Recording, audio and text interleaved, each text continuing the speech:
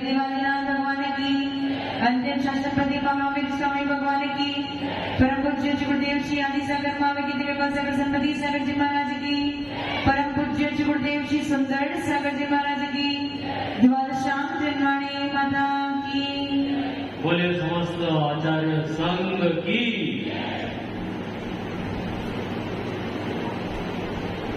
मोहिनी कर्मों की चर्चा चल रही थी। मोहिनी के हुए दो, दर्शन मोहिनी, चारित्र मोहिनी। उसमें से दर्शन मोहिनी के 3 भेद और चारित्र मोहिनी के पुनः 2 भेद, कषाय वेदनी और अकषाय वेदनी। कषाय वेदनी के कितने भेद हैं? 16 और अकषाय वेदनी के 9। कषाय किसे कहते हैं? जो आत्मा को कसे उसे कषाय कहते हैं। कषाय के बारे में मैंने 2 विशेषता बताई थी। क्या? एक तो श्लेषम नहीं, श्लेषम जैसे श्लेषम कैसा होता है? वस्तु को चिपका देता है, उसी प्रकार से कषाय क्या करती है? कर्मों को आत्मा से चिपकाने में मदद करती है। जितनी तीव्र कषाय करोगे उतना ज्यादा श्लेषण होगा, और जितना ज्यादा श्लेषण होगा उतने ज्यादा कर्मों आपकी आत्मा से। उसमें आचार्य भगवान शास्त्र में एक उदाहरण देते हैं कि जैसे शरीर पे आपने तेल मर्दन किया है, जैसे शरीर पे आपने तेल की मालिश की है और उस तेल की मालिश सहित यदि बाहर घूमोगे तो क्या होगा? ज्यादा धूल मिट्टी चिपक जाएगी, और उसकी जगह पे यदि रूखे शरीर के साथ बाहर जाओगे तो धूल मिट्टी आएगी तो सही, लेकिन शरीर से चिपकेगी नहीं। उसी प्रकार से जितना ज्यादा तेल का मर्दन किया है अथवा जितना ज्यादा आपने कषाय की है उतने ही ज्यादा कर्म आपकी आत्मा से चिपक जाएंगे। वो कैसे? अभी समझेंगे। कषाय मेनली 2 प्रकार के होते हैं, एक तो राग और द्वेष। राग में कौन आता है? माया और लोभ। और द्वेष में कौन आता है? क्रोध और मान। क्रोध में क्या था? प्रतिकूल परिस्थिति होने पर क्या आता है? गुस्सा आता है, उसे क्या कहते हैं? क्रोध। मान में जहां जितना सम्मान आप अपेक्षा रख रहे थे उतना सम्मान प्राप्त ना होना, अथवा आपसे ज्यादा किसी और का सम्मान होना, उसमें जो ईर्ष्या भाव आदि हो रहा है वो सब कुछ क्या है? मान कषाय। अपने आप को नीच समझना या अपने आप में हीनता का जो महसूस, हीनतापना लगता है ना आपको कि मैं हीन हूँ, ये सब मुझसे बड़े हैं, मैं, ये भी आपके मान कषाय के अंतर्गत ही आएगा। केवल घमंड करना मान कषाय। आप क्या सोचते हैं? अपने आप को सर्वश्रेष्ठ मानना ये मान कषाय? ऐसा नहीं है। अपने आप को बिल्कुल हीन मानना ये भी मान कषाय, क्योंकि आप किसी और को बड़ा और अपने आप को छोटा मान रहे हो। जबकि भगवान क्या कहते हैं? सब एक समान है। जहाँ पे आपकी गुणों की बात आती है तो ज्ञान दर्शन आपके पास भी है, हमारे पास भी है, इनके पास भी है। इस अपेक्षा से द्रव्यार्थिक नए से देखने जाए तो सब एक समान ही है, कोई छोटा कोई बड़ा नहीं है। उसके बाद तीसरी कषाय कौन सी है? माया। क्या है? माया। माया मतलब मायाचारी करना, छल कपट करना। कैसे? यदि घी सीधी उंगली से नहीं निकली तो क्या कर देना? बस ये इसी को मायाचारी कहते हैं। एक की टोपी दूसरे के साथ, दूसरे की टोपी तीसरे के साथ। दुकान पे क्या करते? यही तो करते हैं। हमें जी दुकान पे क्या करते? यही तो करते हैं। नहीं करते।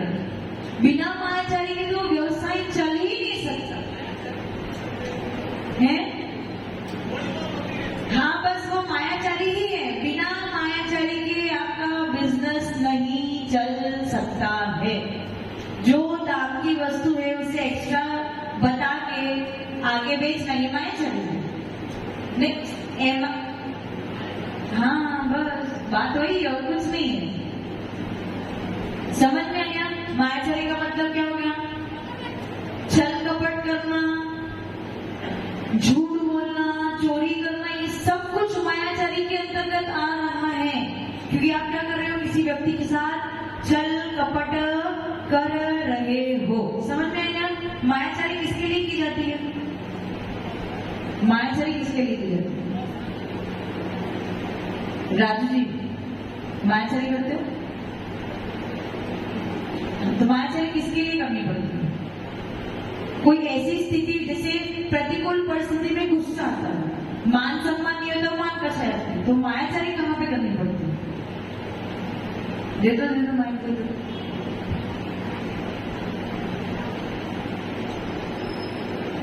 नमस्ते गुरुदेव, वंदना माताजी। भौतिकवादी युग में मायाचारी लगभग ज्यादा क्या करें? समझ में नहीं आता। भौतिकवादी युग में अच्छा, हाँ, नहीं क्यों करनी पड़ती है? अपनी महत्वाकांक्षाओं को पूरी करने के लिए। अपनी महत्वाकांक्षाओं को पूरी करने के लिए, मतलब आपको किसी ना किसी वस्तु के प्रति राग है और उस राग की पूर्णता करने के लिए आपको मायाचारी करनी पड़ती है। वस्तु आपको चाहिए, क्यों चाहिए? क्योंकि आपको उस वस्तु से राग है। अब उस वस्तु को प्राप्त करने के लिए यदि सीधी तरीके से प्राप्त नहीं होगी तो क्या करोगे? अपने आप को उल्टा कर दोगे, मतलब आप छल कपट करोगे, मायाचारी। इसीलिए इसको राग में गिना है। किसमें गिना है? किसमें गिना है? राग में गिना है।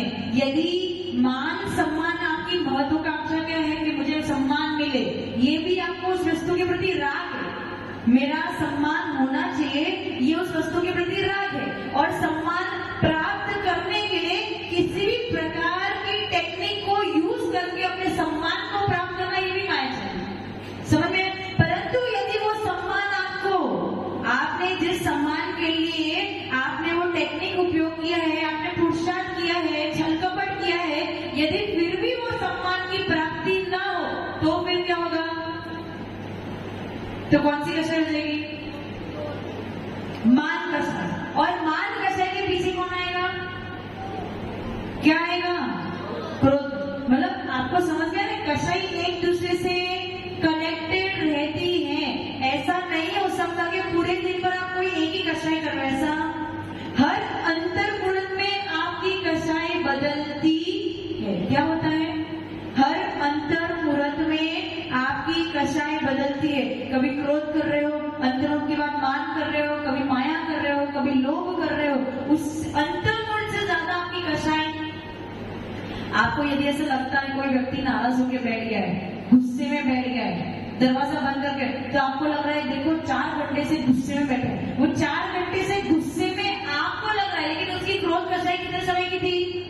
अंतर्मुहूर्त की थी। उसके बाद तो पता नहीं कितनी कषाय उसकी चेंज हो गई। क्रोध कषाय या तो कोई भी कषाय अंतर्मुहूर्त से ज्यादा नहीं चल सकती है। समझ में?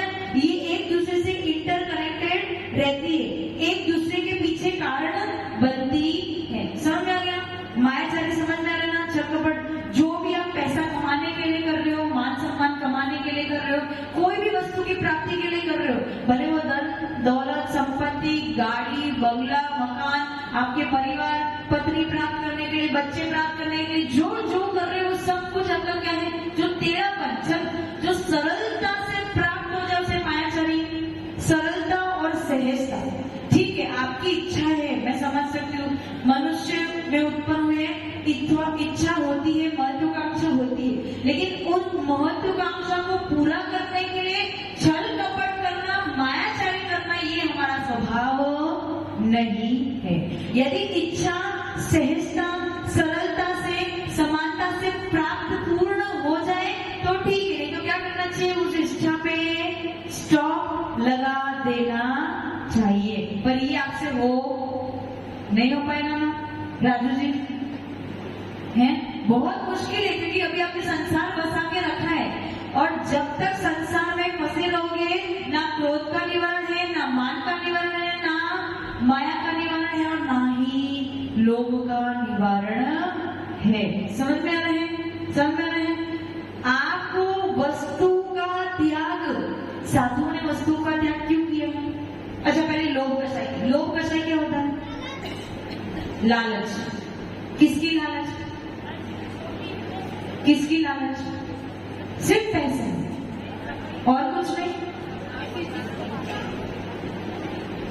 और हर वो वस्तु जिससे प्रति आपको प्रीति है, या हर वो वस्तु जिसके प्रति आपको लगाव है, अगर वो आपको एक बार प्राप्त हो गई तो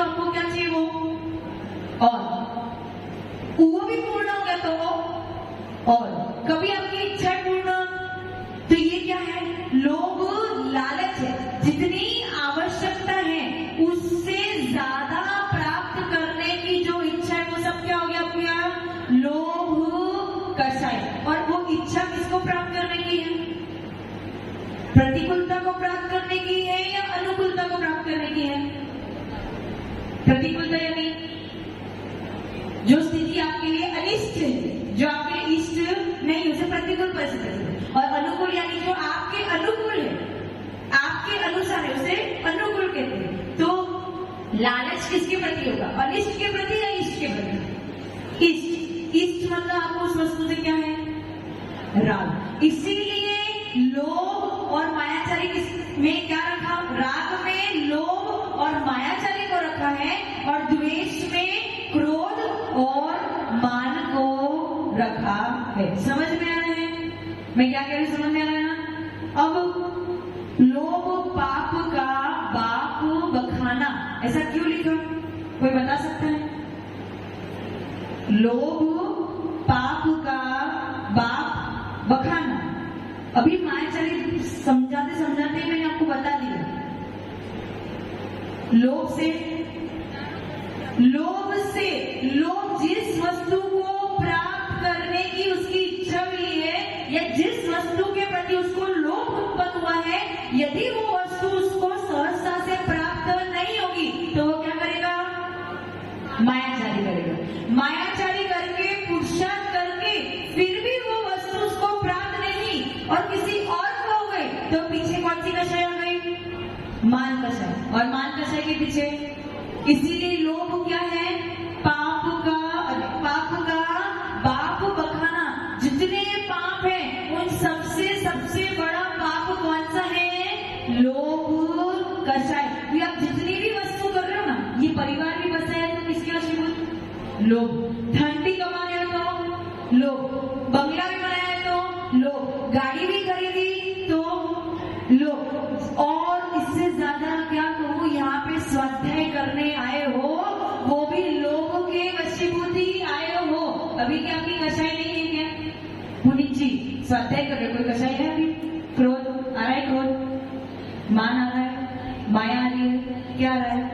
लोभ कषाय है। बिना कषाय तो जीव कभी भी, राजू जी भगवान का अभिषेक कर रहे तब कौन सी कषाय है?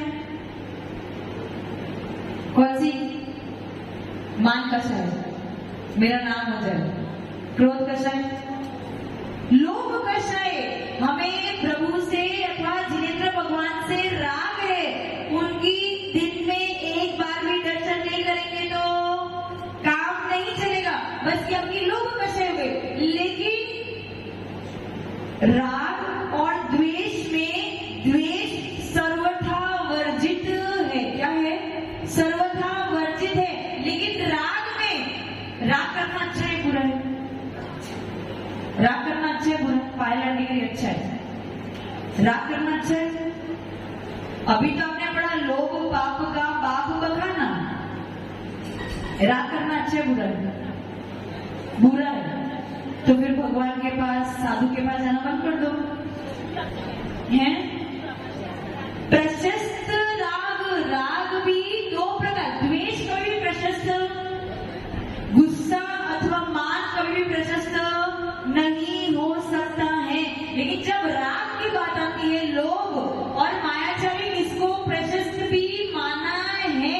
क्यों प्रशस्त माना है? कि जो आपका लोभ अथवा जो आपका राग देव शास्त्र गुरु के प्रति होगा, जो आपको लोभ है ना, रोज साधु के पास क्यों आ रहे हो? लोभ के वशीभूत आ रहे हो। घर वाले मना भी करेंगे तो क्या करोगे?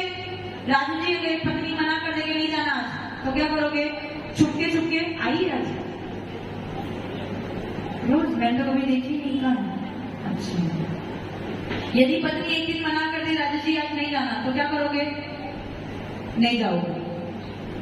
कैसे? छुपके, उनको बता तो सकते नहीं तो घर पे, तो क्या करोगे? चोरी छुपे, झूठ बोल के भी, तो मायाचारी भी करी, लोभ भी था, मायाचारी भी करी। लेकिन मायाचारी किसके लिए करी? किसके लिए करी?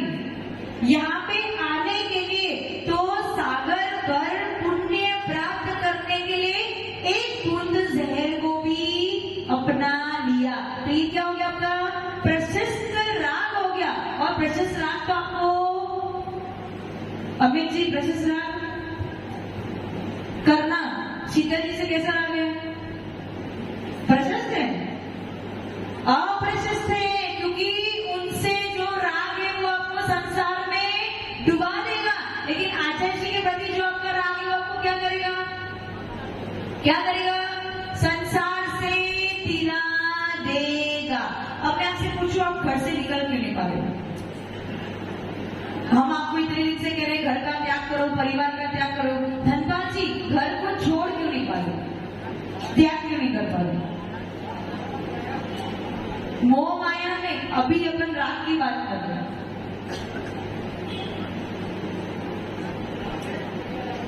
किसके प्रति राग है? घर वालों के प्रति। और यहाँ हमसे कोई राग है आपको? तो फिर हमसे भी राग है, उनसे भी राग है, तो घर छूट क्यों नहीं रहा है? क्या बंधन कितना पुराना है?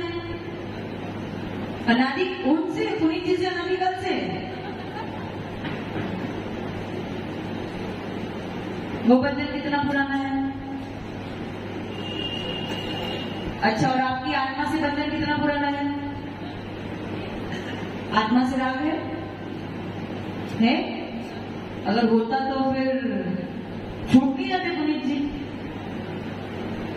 राग आपको परिवार वालों से भी है, राग आपको भगवान से भी है, आपको देव शास्त्र गुरु से भी है, परंतु हो ये रहा है कि उस राग का पलड़ा भारी है और इस तरफ के राग का पलड़ा खाली है। अब भारी के सामने हल्का मतलब बिल्कुल न्यूनता को ही प्राप्त हो गया, मतलब बिल्कुल खाली जैसे ही हो गया। अब लवीश जी को कितना भी बोल दो लेकिन वो सुधरने वाले, वो राग का पलड़ा इतना भारी हो गया है कि दूसरी तरफ का पलड़ा, जबकि पहले के लोग साधु के केवल एक उपदेश मात्र में उनको वैराग्य उत्पन्न, और यहाँ पे आपने साधु के उपदेश कब से सुने अरुणानंदी जी? 2 महीने से। उसके पहले कितने साधु आगे गए, हर प्रवचन में साधु प्रवचन किसके लिए करता है कि आपका वैराग्य भाव उत्पन्न, लेकिन आज तक वैराग्य उत्पन्न नहीं। उसका मतलब क्या हुआ कि आपको अपनी आत्मा से राग है, साधु देव शास्त्र गुरु से राग तो है, पर वो बिल्कुल न्यून राग है। आपको अपने परिवार से, बच्चों से, पत्नी से, माता पिता से जो राग है उसका पलड़ा बहुत बहुत बहुत भारी है। जिस दिन ये पलड़ा ऊंचा नीचा हो गया, ऊंचा नीचा यानी वो वाला पलड़ा नीचे नहीं ऊपर मतलब खाली, और हमारा वाला पलड़ा नीचे यानी भारी हो जाएगा, उस दिन आपकी सीट वहां से, हमारे साथ भी वही हुआ है और कुछ ज्यादा कुछ नहीं हुआ है।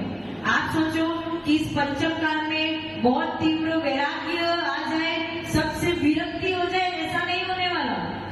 इस काल में यदि आपको साधु संत बनना है अथवा कल्याण करना है तो पहले आपको कहीं ना कहीं थोड़ा तो देव शास्त्र गुरु से राग करना पड़ेगा।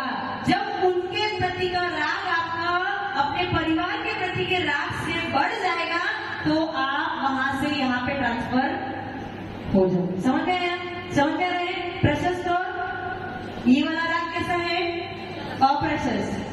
इनसे ज्यादा कर लिया तो घर छोड़ना पड़ेगा, तो प्रशस्त हो ना, रात्रि भोजन छोड़ना पड़ेगा, कंदमूल छोड़ना पड़ेगा, मिथ्यात्व को छोड़ना पड़ेगा, पहला गुणस्थान छोड़ना पड़ेगा। अगर इनसे राग करना है तो अप्रशस्त ही तो हुआ। कितनी कड़ी मेहनत करनी पड़ रही है आपको एक पहला गुणस्थान छोड़ने में, करनी पड़ रही ना। राजू जी अभी तो कुछ हुआ नहीं, आगे प्रोसेस चल ही रहा है, और अंतिम समय हम जब यहाँ पे बिहार भी कर रहे हैं तो आपसे पूछेंगे कौन सा गुणस्थान, तो आप क्या बताओगे? दूसरा, पहला, चौथा, मतलब अभी तीन महीने, अभी 2 महीने हुए, 3 महीने का समय भी हो रहे थे। समझ में रहे? प्रशस्त राग और अप्रशस्त राग। अब साधु संत जो है परिग्रह का त्याग क्यों करते हैं वरुण जी? परिग्रह का त्याग करने से क्या होगा? अमित जी कुछ कह रहे, आत्मा हो तो आत्मा का कल्याण तो घर पे रहकर भी हो सकता है ना। आप लोग कर तो रहे हो आत्मा का कल्याण, तो घर छोड़ना, परिग्रह छोड़ने की जरूरत क्या है? श्रावक धर्म का पालन करते हुए भी आत्मा का कल्याण होगा कि नहीं होगा? होगा कि नहीं होगा? कौन कह रहे होगा? कब होगा तो सही ना। तो फिर परिग्रह का त्याग करके साधु बनने का क्या तात्पर्य? लोभ कषाय छूट जाएगी जब हमने वस्तु कपड़ों का त्याग कर दिया। अब कौन सी साड़ी पहनी हुई हमें कोई मतलब है कौन सी साड़ी लेने जाना है, कोई लाके दे देगा सफेद साड़ी पहनती हो गया, हमें परिग्रह से कोई मोह ही नहीं। समझ गए हैं? ना मोबाइल है, ना टीवी है, ना घर है, एक रूम अभी भाड़े पे मिला है, उसमें रह रहे, उसमें से भी निकाल दिया कहीं और चले जाएंगे, उसमें भी कोई हमारा मोह लोभ नहीं है कि ये रूम मेरा ही है, इसमें कोई प्रवेश भी, यदि उस रूम में नहीं तो कोई और रूम में, अगर सागवाड़ा में नहीं तो कहीं और, कोई स्थान से, कोई वस्तु से, कोई घर से, कोई परिवार से हमें लोभ, हमें सर्वप्रथम घर का त्याग करने के लिए किसका त्याग किया? कौन सी कषाय का त्याग किया? लोभ कषाय का त्याग किया। जो लोभ हमारा परिवार के प्रति या घर के प्रति या जो धन संपत्ति थी या जो हमारी लग्जरियस आइटम थी जिसके साथ हम रहते थे, उन सब के प्रति का जो लोभ का था उसका त्याग किया, और लोभ का त्याग किया इसलिए चारित्र को, अब समझ में चारित्र को घात करने वाला कौन है? लोभ नहीं, चारों ही कषाय, लोभ के पीछे 3 आने ही वाली है। चारों ही कषाय आपके चारित्र को आगे बढ़ने नहीं देती है, इसीलिए कषाय को चारित्र मोहिनी कहते हैं। समझ में है? कषाय को चारित्र मोहिनी क्यों कहते हैं? अच्छा, आपके पास कोई चारित्र है? हाँ, पुरी जी के पास है, तो बता ना कौन सा चारित्र है? माइक देना।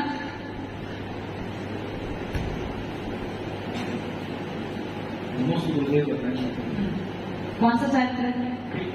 एवरेज गुड चारित्र है। एवरेज गुड, यहाँ पे वो कैरेक्टर की बात नहीं चल रही, चारित्र की बात चल रही है, जिसके केवल 5 गुण चारित्र है।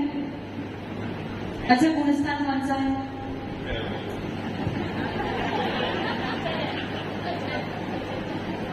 कहाँ पे यशवंत जी आज आई नहीं है ना? गुणस्थान कौन सा है?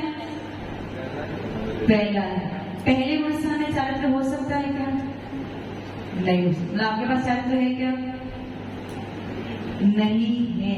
जिस कैरेक्टर की आप बात कर रहे हैं वो लौकिक व्यवहार में हो सकता है, आपका कैरेक्टर बहुत अच्छा है, बहुत अच्छे हो, हिंसा नहीं करते हो, अहिंसा के पुजारी हो, धर्म का पालन करते हो, अच्छे सदाचारी हो, सज्जन पुरुष हो, उसको अपने शास्त्र में चारित्र नहीं माना है। चारित्र तो केवल साधु संतों के पास ही हो सकता है, और वो चारित्र तक आपको जो पहुंचने नहीं दे रहा है वो है आपकी कषाय, वो है आपकी कषाय। इसीलिए कषाय को चारित्र मोहिनी के अंतर्गत रखा है। मिथ्या तो क्या कर रहा था? आपके श्रद्धा को बिगाड़ रहा था। कषाय क्या कर रही है? आपके चारित्र को बिगाड़ रही है। वरुण जी, क्या समझ में आया? कुछ तो समझ में, सार कुछ प्राप्त, क्या क्या करोगे? चारित्र को प्राप्त करने की कोशिश करोगे। मिथ्या छूट गया तो फिर चारित्र कहां से आएगा? चारित्र एक्चुअल में चारित्र छठे गुणस्थान से प्रारंभ, साधु निर्वृत्त भेषधारी जो है वहां से चारित्र प्रारंभ होता है, वहां से सकल संयम प्रारंभ होता है। लेकिन हमारे पास भी जो 5वें गुणस्थानवर्ती आलिका माता जी शुल्लक शुल्लिका है अथवा प्रतिभाधारी है, उनके पास भी एक देश संयम, कुछ अंश में संयम प्राप्त होता है कि उन्होंने भी कुछ अंश में अपनी कषायों को मंद किया है। समझ में रहे हैं? और जो क्रोध, मान, माया और लोभ, ये 4 भेद थे। और 4 भेद कौन से बताए थे मैंने?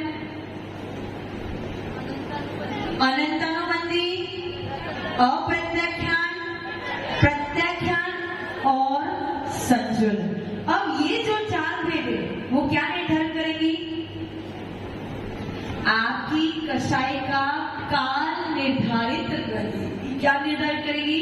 कषाय का काल, कितने समय तक आप वो कषाय की वासना में अथवा संस्कार में पड़े हो, उस पे डिपेंड करेगा कि वो अनंतानुबंधी है, अप्रत्यक्षण है, प्रत्यक्षण है या संजलन है। जैसे यदि आपकी कोई कषाय का संस्कार काल यदि 6 महीने से ऊपर हो जाता है तो वो है अनंतानुबंधी कषाय।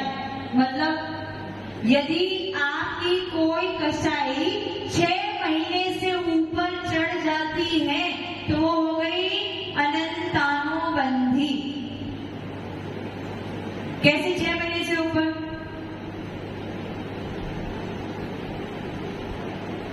अमित जी, आपको कोई दुश्मन है? हाँ, फिलहाल तो ऐसा आपको लग रहा है। यदि कोई पूर्व भाव का दुश्मन आपके सामने आके खड़ा हो जाए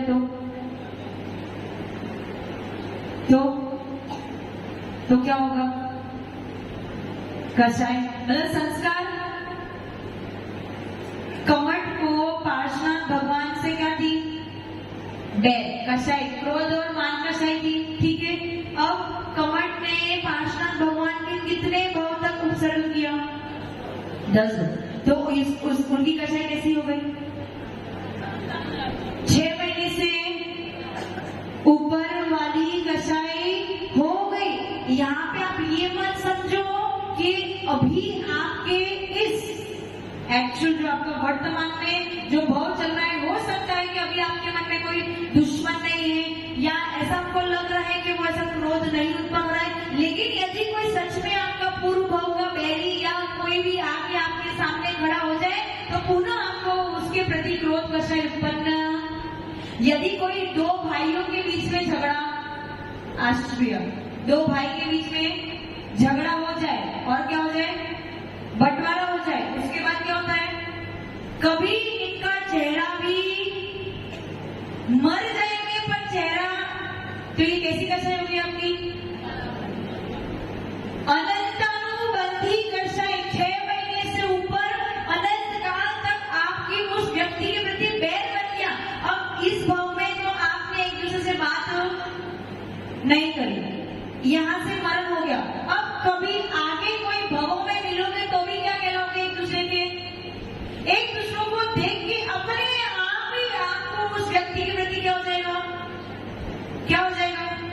कषाय उत्पन्न हो जाएगी। ऐसे कभी कभार होता है ना, कोई व्यक्ति को अपन को देख के उनके पास बैठना अच्छा लगता है, उनसे बात करना अच्छा लगता है, अपने आप ही, मतलब कोई रिलेशन नहीं, ऐसे ही कोई रिश्ता नहीं है, उनसे हमें कोई प्रयोजन नहीं है, परंतु अपने आप ही उनसे एक अलग सा बंधन बन जाता है। और कोई व्यक्ति ऐसा होता है जिनका चेहरा देख के कुछ नहीं रहे, गुस्सा भी नहीं कर रहे उसके बाद, लेकिन चेहरा देख के अपने आप ही ग्लानि हो जाती है, उस व्यक्ति से बात करने की इच्छा नहीं होती है, उस व्यक्ति की तरफ देखने की भी इच्छा नहीं होती है। तो ये कौन सी कषाय है आपकी?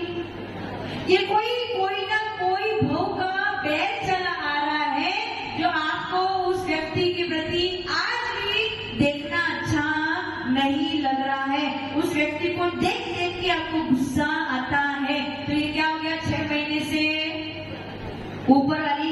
अच्छा, राम ने जब लक्ष्मण की मृत्यु हो गई थी तो राम ने लक्ष्मण को लेके कितने महीने तक वो घुमा था? 6 महीने तक घुमा था। 6 महीने के आगे, अच्छा 6 महीने तक ही क्यों घुमा था? 6 महीने तक ही क्यों घुमा था? यदि 6 महीने से ज्यादा उस लक्ष्मण से वो राग कर बैठता तो उसकी अनंतानुबंधी कषाय उदय में आ जाती। समझ में आ रहा है? 6 महीने से ऊपर यदि वो राग ही था ना, राम को लक्ष्मण की प्रति क्या था? राग। यदि वो 6 महीने से ऊपर कषाय चली जाती तो वो कषाय कौन सी हो जाती? अनंतानुबंधी। समझ में आ रहा है? जो अनंत संसार का बंधन कराए उसे अनंतानुबंधी कषाय कहते हैं। लिखा,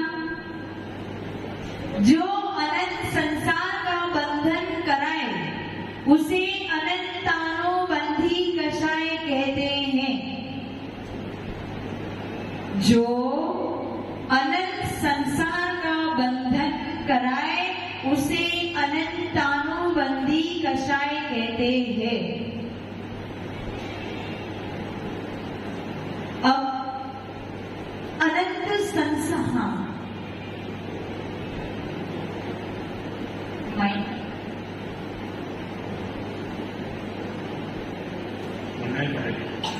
अरे कि वो मिथ्यात्व कहलाता है कि उसका गुणस्थान उसी पे आगे बैठ जाओ। अनंत संसार का कारण कौन है? जब तक मिथ्यात्व नहीं छोड़ा तब तक आपका संसार कितना है? सागर समान, बहुत लंबा चौड़ा जिसका कोई अंत। यदि आपने मिथ्यात्व को छोड़ दिया और समय दृष्टि बन गई तो आपका संसार कितना है? चुल्लू प्रमाण। तो अनंत संसार किसकी वजह से है? मिथ्यात्व। तो जो मिथ्यात्व के साथ में जो मिथ्यात्व की संगनी है वो है अनंतानुबंधी। लिखो, जो मिथ्यात्व की संगनी है वो है अनंतानुबंधी। संगनी